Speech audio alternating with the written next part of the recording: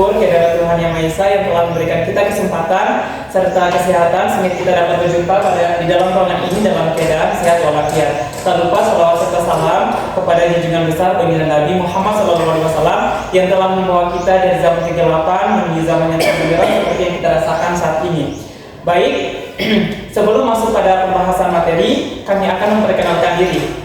Saya Ramadan sebagai ketua kelompok. Saya Fitriani, saya Ferdina, dan saya Novita Mutiara Islami. Kami dari kelompok 5. Baik, sebelum jadi di sini ada dua pembahasan yang akan kami bahas terkait studi kasus. Yang pertama yaitu komponen-komponen perangkat pembelajaran pada kurikulum 2013, yaitu komponen-komponen penyusun rancangan pelaksanaan pembelajaran atau RPP, dan kemudian komponen-komponen penyusun silabus pada kurikulum 2013. Kemudian materi kedua dalam studi kasus yang akan kami bahas yaitu komponen-komponen penyusun perangkat pembelajaran pada capaian pembelajaran, tujuan pembelajaran, dan kemudian alur tujuan pembelajaran serta modul ajar pada kurikulum Merdeka Belajar. Untuk mengefisienkan waktu, langsung saja kita masuk pada pembahasan pertama. Akan dipaparkan oleh saudari kita, yaitu saudari Novita Mutiara Islami. Kepada saudari Novita, saya persilahkan. Baik, Assalamualaikum warahmatullahi wabarakatuh. Waalaikumsalam warahmatullahi wabarakatuh. Materi pertama yaitu rancangan pelaksanaan pembelajaran. Rancangan pelaksanaan pembelajaran atau RPP adalah rancangan kegiatan pembelajaran tatap muka untuk satu pertemuan atau lebih. Kemudian komponen RPP. Yang pertama itu identitas mata pelajaran. Identitas mata pelajaran meliputi satuan pendidikan, kelas, semester, program atau keahlian, mata pelajaran atau tema pelajaran, jumlah pertemuan. Yang kedua, standar kompetensi. Standar kompetensi merupakan kualifikasi kemampuan minimal peserta didik yang menggambarkan penguasaan pengetahuan, sikap, dan keterampilan yang diharapkan dicapai pada setiap kelas atau semester pada satu mata pelajaran. Yang ketiga, kompetensi dasar. Kompetensi dasar adalah sejumlah kemampuan yang harus dikuasai peserta didik dalam satu mata pelajaran tertentu sebagai rujukan penyusunan indikator kompetensi dalam satu pelajaran. Yang keempat, indikator pencapaian kompetensi. Indikator kompetensi adalah perilaku yang dapat diukur dan diobservasi untuk menunjukkan ketercapaian kompetensi dasar tertentu yang menjadi acuan penilaian mata pelajaran. Yang kelima, tujuan pembelajaran.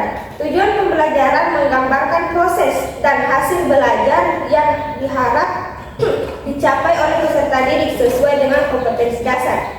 Yang keenam, materi ajar. Materi ajar memuat fakta, konsep, prinsip, dan prosedur yang relevan dan ditulis dalam bentuk buir-buir sesuai dengan rumusan indikator capaian kompetensi.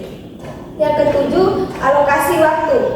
Alokasi waktu ditentukan sesuai dengan keperluan untuk pencapaian kompetensi dasar dan bahan ajar. Yang kedelapan, metode pembelajaran. Metode pembelajaran digunakan oleh guru untuk mewujudkan suasana belajar dan proses pembelajaran agar peserta didik mencapai kompetensi dasar atau seperangkat indikator yang telah ditetapkan. Yang kesembilan, kegiatan pembelajaran. Kegiatan pembelajaran dibagi menjadi tiga. Yang pertama, pendahuluan. Pendahuluan merupakan kegiatan awal dalam suatu pertemuan pembelajaran yang ditujukan untuk membangkitkan motivasi dan memfokuskan perhatian peserta didik untuk berpartisipasi aktif dalam proses pembelajaran. Yang kedua, inti.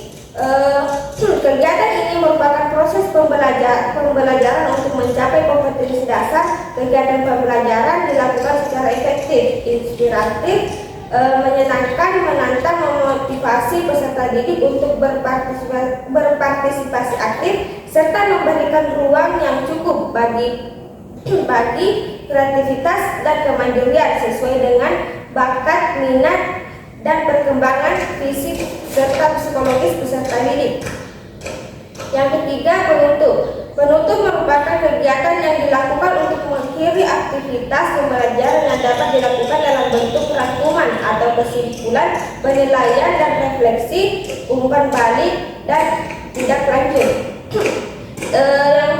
Yang ke-10, penilaian hasil belajar. Prosedur dan instrumen penilaian hasil belajar. Proses dan hasil belajar disesuaikan dengan indikator pencapaian kompetensi dan mengacu kepada standar penilaian. Yang terakhir, sumber belajar. Penentuan sumber belajar didasarkan pada standar kompetensi dan kompetensi dasar serta materi ajar, kegiatan pembelajaran dan indikator pencapaian kompetensi. Itu saja materi dari saya kembalikan kepada ketua kelompok. Baik, terima kasih kepada Saudari Novita Mutiara Islami yang telah memaparkan terkait dengan komponen-komponen penyusun perangkat pembelajaran rancangan pelaksanaan pembelajaran RPP pada kurikulum 2013.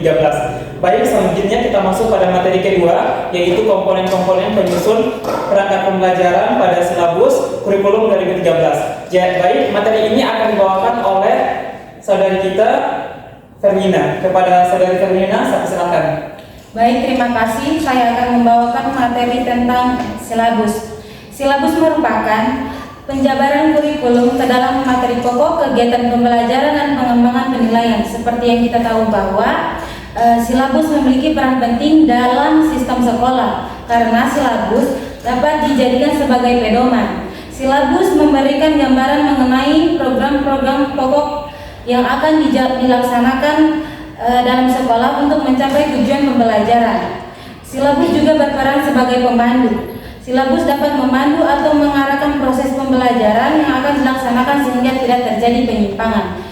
Silabus ini memiliki beberapa komponen. Yang pertama yaitu identitas. Identitas ini mencakup dua bagian, yaitu identitas sekolah dan identitas mata pelajaran. Yang kedua itu standar kompetensi, yang ketiga kompetensi inti, 4 kompetensi dasar, 5 materi pokok, 6 kegiatan belajar, selanjutnya indikator, alokasi waktu, dan terakhir sumber bahan dan alat. Saya akan menjelaskan satu persatu. Identitas yang pertama itu mencangkup atau meliputi tentang mata pelajaran, memuat informasi mengenai mata pelajaran yang akan diajarkan pada suatu satuan kelas dan pendidikan. Yang identitas kedua itu memuat nama satuan kelas dan pendidikan. Selanjutnya kompetensi inti. Kompetensi inti ini merupakan suatu gambaran mengenai kompetensi dalam aspek pengetahuan, sikap dan keterampilan yang harus dipelajari siswa atau peserta didik pada jenjang sekolah, kelas, serta mata pelajaran. Kompetensi inti ini merupakan tingkat kemampuan dalam mencapai suatu standar kompetensi lulusan yang harus dimiliki peserta didik. Pada setiap tingkat kelas atau berbagai program yang menjadi standar pengembangan kompetensi dasar. Selanjutnya kompetensi dasar. Kompetensi dasar merupakan suatu kemampuan yang spesifik yang mencakup pengetahuan serta keterampilan terkait mata pelajaran yang memuat kompetensi dasar. Kompetensi dasar merupakan kemampuan dalam mencapai berbagai kompetensi inti yang harus diperoleh oleh peserta didik dalam melalui berbagai pembelajaran. Selanjutnya materi pokok. Materi pokok memuat fakta, konsep, prinsip serta berbagai prosedur yang relevan dan ditulis dalam butir-butir yang sesuai dengan berbagai rumusan indikator pencapaian kompetensi. Yang selanjutnya kegiatan belajar. Kegiatan belajar dalam silabus kurikulum 13 dapat dilakukan melalui suatu pendekatan saintik. Selain saintik juga terdapat juga berbagai model pembelajaran serta strategi yang disesuaikan dengan karakteristik kompetensi dan mata pelajaran yang akan dicapai dalam waktu pembelajaran tersebut. Selanjutnya, indikator pencapaian kompetensi. Indikator pencapaian kompetensi ini sebagai suatu perilaku yang dapat diukur dan diamati untuk kemudian menunjukkan tercapainya kompetensi dasar tertentu yang menjadi acuan penilaian mata pelajaran. Yang selanjutnya alokasi waktu. Alokasi waktu ini sesuai dengan jumlah jam pelajaran dan struktur kurikulum untuk 1 tahun atau 1 semester. Dan yang terakhir sumber belajar. Sumber belajar dapat berupa buku, media cetak, media elektronik, alam sekitar juga bisa dijadikan sebagai sumber belajar, dan yang lainnya yang relevan. Mungkin itu saja yang dapat saya sampaikan. Saya kembalikan kepada Ketua Kelompok Ramadan. Oke, baik. Terima kasih kepada Saudari Verlina yang telah memaparkan terkait komponen-komponen penyusun pada silabus dalam kurikulum 2013. Baik, tadi sudah dijelaskan terkait komponen-komponen penyusun perangkat pembelajaran pada kurikulum 2013, baik RPP maupun silabus sudah dijabarkan oleh saudari-saudari kita. Baik, selanjutnya kita masuk pada materi yang kedua, yaitu komponen-komponen penyusun perangkat pembelajaran pada kurikulum Merdeka Belajar. Jadi pada kurikulum Merdeka Belajar ini ada 2 yang akan dibahas pada studi kasus. Yang pertama yaitu capaian pembelajaran, tujuan pembelajaran, serta alur tujuan pembelajaran dan modul ajar. Baik, materi yang pertama terkait dengan capaian pembelajaran, tujuan pembelajaran, serta alur tujuan pembelajaran akan dipaparkan oleh saudari kita Fitriani. Baik, kepada Fitriani saya persilahkan. Terima kasih. Capaian pembelajaran kurikulum Merdeka yaitu pembawaan dari kompetensi inti dan kompetensi dasar yang dirancang untuk menguatkan fokus pada pembelajaran terhadap pengembangan kompetensi. Strategi untuk mencapai capaian pembelajaran ini ada 2. Yang pertama yaitu pengurangan konten. Salah satu karakteristik dari kurikulum Merdeka ialah terfokus pada materi esensial seperti literasi dan numerasi. Hal ini menunjukkan bahwa kurikulum lebih mengutamakan kualitas dibandingkan kuantitas. Konsekuensi dari pembelajaran kurikulum Merdeka ialah berorientasi pada kompetensi, sehingga perlu adanya pengurangan materi pembelajaran atau pokok bahasa. Dengan adanya pengurangan konten, maka guru tidak akan mengajar secara terburu-buru. Selain itu juga bisa menggunakan pendekatan pembelajaran yang terpusat pada siswa. Apabila guru menyampaikan pembelajaran secara terburu-buru, maka siswa tidak akan memiliki waktu yang cukup untuk memahami konsep secara mendalam. Padahal hal tersebut sangat penting untuk menguatkan fondasi kompetensi siswa. Materi pembelajaran yang terlalu padat mampu membuat siswa kehilangan kesempatan untuk mengeksplor pengetahuannya dan mengembangkan kemampuan berpikir yang lebih baik. Yang kedua yaitu pembelajaran konstruktivisme, yaitu kegiatan pembelajaran yang mengutamakan perkembangan logika serta konseptual pembelajar. Melalui teori ini, maka siswa bisa membuat maupun menciptakan suatu karya dan membangun suatu hal yang sudah dipelajari. Tujuan teori ini yaitu membantu siswa dalam memahami materi pembelajaran secara mendalam.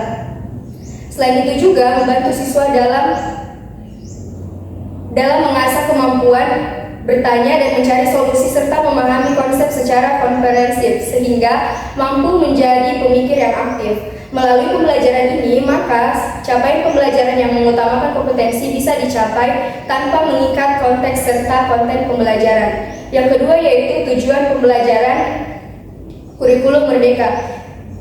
Deskripsi pencapaian 3 aspek kompetensi yaitu pengetahuan, keterampilan, dan sikap murid yang perlu dibangun melalui 1 atau lebih kegiatan pembelajaran. Tujuan pembelajaran disusun secara kronologis berdasarkan urutan pembelajaran dari waktu ke waktu menjadi prasyarat menuju capaian pembelajaran.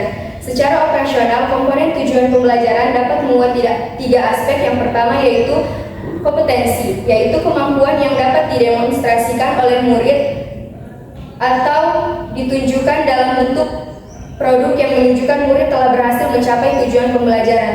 Yang kedua yaitu konten, yaitu ilmu pengetahuan inti atau konsep utama yang perlu dipahami pada akhir suatu unit pembelajaran. Yang ketiga yaitu variasi, yaitu menjelaskan keterampilan berpikir kreatif, kritis, dan tingkat tinggi yang perlu dikuasai murid untuk mencapai tujuan pembelajaran. Berikutnya yaitu prosedur pengembangan tujuan pembelajaran. Di sini ada 4. Yang pertama yaitu melakukan analisis capaian pembelajaran yang memuat materi dan kompetensi, pengetahuan, keterampilan, dan juga sikap. Yang kedua yaitu berdasarkan analisis pada capaian pembelajaran, tentukan materi utama atau konten inti. Yang ketiga yaitu menentukan tujuan pembelajaran. Dan yang keempat yaitu perumusan tujuan pembelajaran memuat pengetahuan, keterampilan, dan sikap konten serta kebermaknaan dalam pembelajaran. Materi berikutnya yaitu ATP atau Alur Tujuan Pembelajaran Kurikulum Merdeka. Adalah rangkaian tujuan pembelajaran yang disusun secara sistematis dan logis di dalam fase pembelajaran untuk murid dapat mencapai capaian pembelajaran tersebut. Di sini ada 4. Yang pertama yaitu alur tujuan pembelajaran menjadi panduan guru dan murid untuk mencapai capaian pembelajaran di akhir suatu fase. Yang kedua yaitu setiap poin dalam alur tujuan pembelajaran disusun secara kronologis berdasarkan urutan pembelajaran dari waktu ke waktu. Yang ketiga yaitu guru dapat menyusun alur tujuan pembelajaran masing-masing menyesuaikan dengan konteks dan kebutuhan anak-anak di kelas yang diampu. Yang keempat yaitu pemerintah menyediakan beberapa contoh alur tujuan pembelajaran yang baru yang bisa langsung digunakan atau dimodifikasi dan membuat panduan untuk penyusunan perangkat ajar. Mungkin itu saja dari saya kembalikan kepada ketua kelompok. Oke, terima kasih kepada Saudari Fitriani yang telah memaparkan terkait dengan komponen-komponen penyusun perangkat pembelajaran pada capaian pembelajaran, tujuan pembelajaran, serta alur tujuan pembelajaran. Baik, kita masuk pada materi terakhir yaitu komponen-komponen penyusun perangkat pembelajaran pada modul ajar kurikulum Merdeka Belajar. Baik, materi ini saya yang akan membawakannya. Pada pemaparan sebelumnya, saudari kita Fitriani telah menjelaskan terkait dengan tujuan pembelajaran, capaian pembelajaran, serta alur tujuan pembelajaran. Melalui pemahaman terkait dengan tujuan pembelajaran, capaian pembelajaran, dan alur tujuan pembelajaran nantinya itu akan membantu tenaga pendidik dalam menyusun sebuah modul pembelajaran. Penyusunan modul ajar penting supaya tenaga pendidik dapat merancang skenario pembelajaran yang sesuai dengan karakteristik mata pelajaran, sesuai capaian pembelajaran dan tujuan pembelajaran yang telah dianalisis dan ditetapkan sebelumnya. Perencanaan yang baik akan memudahkan tenaga pendidik dalam melakukan pembelajaran dan evaluasi terhadap pembelajaran yang telah dilakukan. Baik, sebelum membahas terkait komponen-komponen penyusun modul ajar, saya akan menjelaskan terlebih dahulu apa itu modul ajar. Modul ajar adalah sejumlah alat atau sarana media, metode, petunjuk, dan pedoman yang dirancang secara sistematis dan menarik. Modul ajar merupakan implementasi dari alur tujuan pembelajaran yang dikembangkan dari capaian pembelajaran dengan profil pelajar Pancasila sebagai sarana. Modul ajar disusun sesuai dengan fase atau tahap perkembangan peserta didik, mempertimbangkan apa yang akan dipelajari dengan tujuan pembelajaran dan berbasis perkembangan jangka panjang. Guru perlu memahami konsep mengenai modul ajar agar proses pembelajaran lebih menarik dan lebih bermakna. Baik, modul ajar terdiri atas 3 komponen. Yang pertama itu informasi umum, komponen inti, dan lampiran. Baik, saya akan menjelaskan satu persatu. Yang pertama informasi umum. Informasi umum ini terdiri atas beberapa komponen. Yang pertama identitas modul. Informasi tentang modul ajar yang dikembangkan terdiri dari yang pertama itu nama penyusun, institusi, dan tahun disusunnya modul ajar. Kemudian jenjang sekolah. Jenjang sekolah terdiri atas SD, SMP, atau SMA. Kemudian kelas serta semester, dan kemudian alokasi waktu atau penentuan alokasi waktu yang digunakan adalah alokasi waktu sesuai dengan jam pelajaran yang berlaku di unit kerja masing-masing.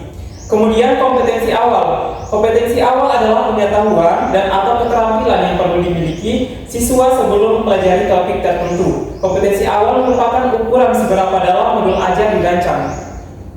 Kemudian profil pelajar Pancasila merupakan tujuan akhir dari suatu kegiatan pembelajaran yang berkaitan erat dengan pembentukan karakter peserta didik. Profil pelajar Pancasila dapat tercermin dalam konten dan atau metode pembelajaran. Di dalam modul pembelajaran, profil Pancasila tidak perlu mencantumkan seluruhnya, namun dapat memilih profil Pancasila yang sesuai dengan kegiatan pembelajaran dalam modul ajar. 6 dimensi profil pelajar Pancasila yang berkaitan dengan terintegrasi dalam seluruh mata pelajaran melalui yang pertama materi atau isi pelajaran, yang kedua pedagogi dan atau kegiatan proyek, dan asesmen. Setiap modul ajar memuat satu atau beberapa unsur dimensi profil pelajar Pancasila yang telah ditetapkan. Kemudian sarana dan prasarana. merupakan fasilitas dan bahan yang dibutuhkan untuk menunjang kegiatan pembelajaran. Sarana merujuk pada alat dan bahan yang digunakan, sementara prasarana di dalamnya termasuk materi dan sumber bahan ajar lain yang relevan dan digunakan dalam kegiatan pembelajaran. Kemudian, ketersediaan materi disarankan mempertimbangkan kebutuhan peserta didik dengan keterbatasan atau kelebihan. Teknologi termasuk sarana dan prasarana yang penting untuk diperhatikan dan juga dimanfaatkan agar pembelajaran lebih dalam dan bermakna. Kemudian, target peserta didik. Target peserta didik yang menjadi target yang pertama, peserta didik reguler atau tipikal, umum, tidak ada kesulitan dalam mencerna dan memahami materi ajar. Yang kedua, peserta didik dengan kesulitan belajar. Artinya memiliki gaya belajar yang terbatas, hanya satu gaya, misalnya dengan audio, memiliki kesulitan dalam bahasa dan pemahaman materi ajar, kurang percaya diri, kesulitan berkonsentrasi jangka panjang, dan lain sebagainya. Kemudian yang ketiga, peserta didik dengan pencapaian tinggi, mencerna dan memahami dengan cepat, mampu mencapai keterampilan berpikir arah yang tinggi, dan memiliki keterampilan memimpin. Kemudian model pembelajaran merupakan model atau kerangka pembelajaran yang memberikan gambaran sistematis pelaksanaan pembelajaran. Model pembelajaran dapat berupa model pembelajaran tatap muka, pembelajaran jarak jauh dalam jaringan, dan pembelajaran jarak jauh luar jaringan, serta blended learning. Yang kedua, kegiatan inti. Kegiatan inti tersusun atas beberapa komponen. Yang pertama, tujuan pembelajaran. Tujuan pembelajaran harus mencerminkan hal-hal penting dari pembelajaran dan harus bisa diuji dengan berbagai bentuk asesmen. Sebagai bentuk dari unjuk pemahaman, tujuan pembelajaran menentukan kegiatan belajar, sumber daya yang digunakan, kesesuaian dengan keberagaman murid, dan metode asesmen yang digunakan. Tujuan pembelajaran bisa dari berbagai bentuk, yaitu pengetahuan yang berupa fakta dan informasi, dan juga prosedural, pemahaman konseptual, pemikiran, dan penalaran keterampilan, serta kolaboratif dan strategi berkomunikasi. Kemudian komponen yang kedua yaitu pemahaman bermakna. Pemahaman bermakna adalah informasi tentang manfaat yang akan peserta didik peroleh setelah mengikuti proses pembelajaran. Manfaat tersebut nantinya dapat peserta didik terapkan dalam kehidupan sehari-hari. Baik, komponen yang ketiga yaitu pertanyaan pemantik. Pertanyaan pemantik dibuat oleh guru untuk menumbuhkan rasa ingin tahu dan kemampuan berpikir kritis dalam diri peserta didik. Pertanyaan pemantik membantu siswa untuk memperoleh pemahaman bermakna sesuai dengan tujuan pembelajaran. Selanjutnya yaitu kegiatan pembelajaran. Urutan kegiatan pembelajaran inti dalam bentuk langkah-langkah kegiatan pembelajaran yang dituangkan secara konkret, disertakan opsi atau pembelajaran alternatif dan langkah untuk menyesuaikan dengan kebutuhan belajar siswa. Langkah kegiatan pembelajaran ditulis secara berurutan sesuai dengan durasi waktu yang direncanakan. Meliputi 3 tahap, yakni pendahuluan, inti, dan penutup berbasis metode pembelajaran aktif. Kemudian asesmen atau penilaian. Asesmen digunakan untuk mengukur capaian pembelajaran di akhir kegiatan. Kriteria pencapaian harus ditentukan dengan jelas sesuai dengan tujuan pembelajaran yang ditetapkan. Jenis asesmen yang bisa dilakukan ada 3. Yang pertama, asesmen sebelum pembelajaran diagnostik. Yang kedua, asesmen selama proses pembelajaran atau formatif. Yang ketiga, asesmen pada akhir proses pembelajaran atau sumatif.